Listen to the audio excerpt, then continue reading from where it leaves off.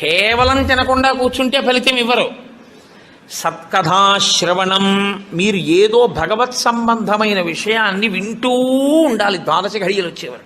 ఏకాదశి తిథి పరివ్యాప్తమై ఉన్నంతసేపు తినకుండా ఉండడం ఎంత ప్రధానమో ద్వాదశి ఘడియలు రాగానే తినేయడం అంత ప్రధానం. ధర్మం మారిపోతుంది అంతే. అందుకే అన్ని రోజుల కన్నా చాలా తొందరగా చద్దన్నం వండుకున్నట్టుగా తెల్లవారుజామున లేచి వంట చేసుకుని తినేసేది ఎప్పుడో తెలుసా అండి? ద్వాదశి తినడు తింటారు. ద్వాదశి పారణ మధ్యాహ్నం చేయకూడదు, ద్వాదశి తిథి ప్రవేశించగానే చెయ్యాలి. అందుకే ఏకాదశి వ్రతం చేసిన వాడికి శ్రీ మహావిష్ణువే అందేశారు. అంబరీషుడికి దొరకలా? అంబరీషోపాఖ్యానం ఏకాదశి వ్రతం కాదు. ద్వాదశి ఘడియలు రాగానే నేను పారణ చెయ్యాలంటే కదా, దుర్వాస మహర్షి రాకపోతే నీళ్లు పుచ్చేసుకో, ఫోన్లేవయా మధ్యాహ్నం ఉండదా, ద్వాదశి సాయంకాలం ఉండదా, ఎప్పుడొస్తే అప్పుడే తింటానని కూర్చున్నాడా? ద్వాదశి ఘడియలు వచ్చేస్తున్నాయి, మరి ఏం చేయను అంటే పోనీ భోజనం చేయకపోతే నీళ్లు తాగే అన్నారు.